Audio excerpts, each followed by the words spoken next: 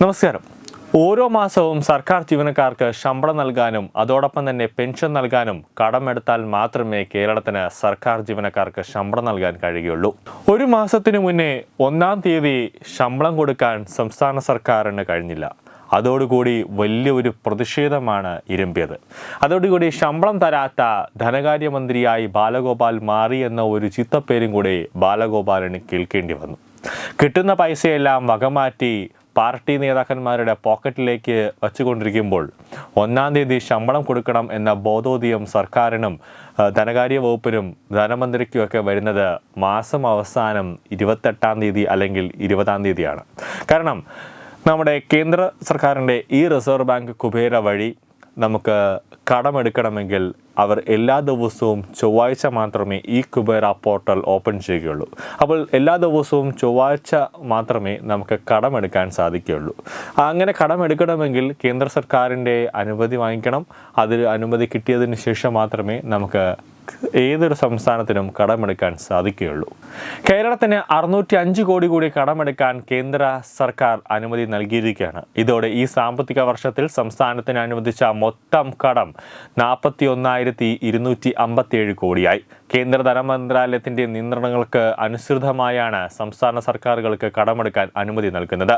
പ്രതിവർഷം സംസ്ഥാനങ്ങളുടെ GDPയുടെ 3% വരെ വായ്പ എടുക്കാനാണ് കേന്ദ്രം അനുവദിക്കുന്നത്. സാമ്പത്തിക മാന്ദ്യവും വരുമാനക്കുറവും നേരിടുന്ന സാഹചര്യത്തിൽ ഈ കടം അനുമതി വലിയൊരു ആശ്വാസമാകുമെന്നാണ് സംസ്ഥാന സർക്കാർ പ്രതീക്ഷിക്കുന്നത്. കിഫ്ബിക്കും ക്ഷേമ പെൻഷൻ കമ്പനിക്കും മുൻവർഷം എടുത്തത് കുറച്ചാണ് ഇത്തവണ വായ്പാ പരിധി നിശ്ചയിച്ചത്. കേരളത്തിന് ഇനിയും കടമെടുക്കാൻ അനുവാദമുണ്ടെന്നാണ് സർക്കാർ പറയുന്നത്. ഇത് ബോധ്യപ്പെടുത്തുന്നതിനായി ധനകാര്യ additional chief secretary doctor A. ജയതിലകം ഉദ്യോഗസ്ഥരും അടുത്തിടെ ഡൽഹി സന്ദർശിച്ചിരുന്നു. ഇതിനു പിന്നാലെയാണ് 605 കോടി അനുവദിച്ചത്. കൂടുതൽ കടമെടുക്കാനായില്ലെങ്കിൽ മാർച്ചിൽ ചെലവുകൾ നേരിടാൻ ബുദ്ധിമുട്ടുണ്ടാകുമെന്നതാണ് സ്ഥിതി. പദ്ധതി ചെലവ് പകുതിയായി വെട്ടിക്കുറച്ചിട്ടും സാമ്പത്തിക പ്രതിസന്ധി തുടരുകയാണ്. ആസൂത്രണ ബോർഡിന്റെ പ്ലാനിംഗ് സ്പേസ് പോർട്ടലിന്റെ കണക്ക് പ്രകാരം വാർഷിക പദ്ധതിയിലെ ഇതുവരെയുള്ള ആകെ ചെലവ് 48.47% മാത്രമാണ്. 38,886 കോടിയുടെ വാർഷിക പദ്ധതി അനുവദിച്ചെങ്കിലും പകുതി പോലും ഇനിയും ചെലവാക്കാനായിട്ടില്ല. സാമ്പത്തിക വർഷം അവസാനിക്കാൻ ഇനി ഒരു മാസം കൂടിയേ ശേഷിക്കുന്നുള്ളൂ. റിസർവ് ബാങ്ക് വഴി കടപ്പത്രങ്ങളിലൂടെ കടമെടുക്കുന്നതാണ് പൊതുവിപണിയിൽ നിന്നുമുള്ള കടമെടുപ്പ് എന്നതുകൊണ്ട് ഉദ്ദേശിക്കുന്നത്. ചൊവ്വാഴ്ച 1,920 കോടി രൂപ കടമെടുക്കാനുള്ള കടപ്പത്രങ്ങളും ലേലം നടക്കും. നേരത്തെ അനുവദിച്ചതിൽ നിന്നാണിത്. 17 വർഷമാണ് കടപ്പത്രങ്ങളുടെ കാലാവധി. ആഭ്യന്തര വരുമാനത്തിൻ്റെ 3% ഒരു വർഷം മൊത്തം കടമെടുക്കാനാവുന്നത്.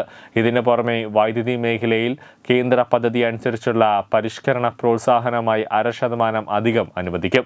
കേരളത്തിന് ഈ ഇനത്തിൽ ഏകദേശം 5,000 കോടി രൂപ കടമെടുക്കാൻ അർഹതയുണ്ടെന്നാണ് വിലയിരുത്തൽ. ഇതിനും വൈകാതെ അനുമതി കിട്ടിയേക്കും.